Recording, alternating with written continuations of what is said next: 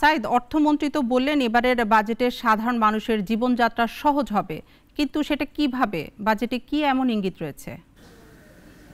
তুমি প্রতিটা অর্থমন্ত্রী কিন্তু এই কথাটা সবসময় বলেন যে মানুষের জীবনযাত্রা খুব সহজ হবে। আমি যদি আপনাকে একটু ভিন্নভাবে বলি, আমি অর্থমন্ত্রীর এই বক্তব্যের সঙ্গে আপাতত একমত নই। এই কারণে আমি বলছি আপনাকে, মানুষ আসলে বাজেট থেকে কি পায় সেটি বড় ব্যাপার।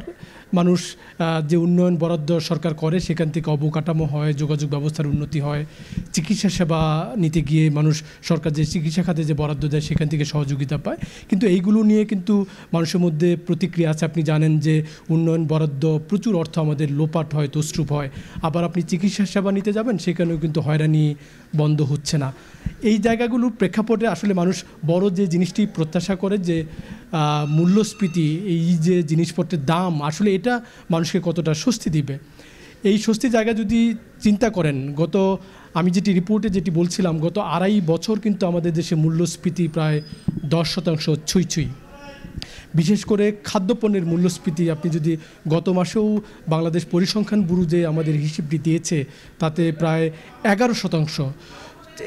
এই যে উচ্চ মূল্যস্ফীতি মানুষকে অনেক দিন 2.5 বছর কষ্ট দিচ্ছে, এই জায়গাটা মানুষ কীভাবে রেহাই পাবে? অর্থমন্ত্রী অবশ্য তার বাজেট বক্তৃতায় বেশ কয়েকবার কিন্তু জানিয়েছেন যে কিভাবে মানুষকে স্বস্তি দেওয়া যায়।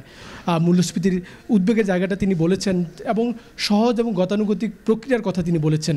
বিশেষ কোনো উদ্যোগ কিন্তু নাই। কাজেই অর্থমন্ত্রী যেটি বলেছেন যে মানুষ স্বস্তি পাবে, তার এই বক্তব্যের সঙ্গে আপাতত আমি একমত নই।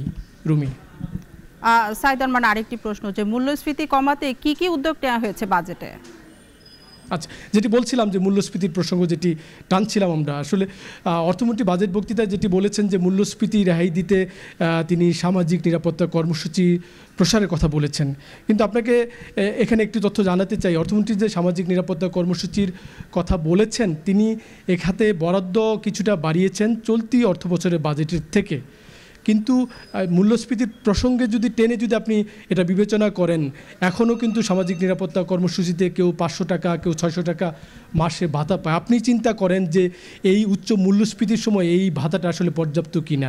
অর্থমন্ত্রী কিন্তু এই যুক্তিটি দেখিয়েছেন যে যারা স্থির আয়ের মানুষ তাদেরকে নানা রকম নিরাপত্তা কর্মসূচি দিয়ে তিনি রেহাই দিতে চেয়েছেন, কিন্তু সেটি আসলে কোনোভাবেই সঠিক নয় এবং কার্যকর উদ্যোগ নয় বলে কিন্তু অর্থনীতিবিদরাও বলেন এবং আমাদের বিশ্লেষণ আসলে তাই বলে। মূল্যস্ফীতি নিয়ন্ত্রণ করতে যেটি সুপারিশ ছিল যে খাদ্যপণ্য আমদানিতে কিছুটা কর রেহাই দেয়া, যাতে করে এই পণ্যের দামগুলো কমে, সেটি কিন্তু অর্থমন্ত্রী করতে পারেন নাই, কারণ তার তো অর্থের সংকুলানের একটু টানাটানি আছে। রুমি।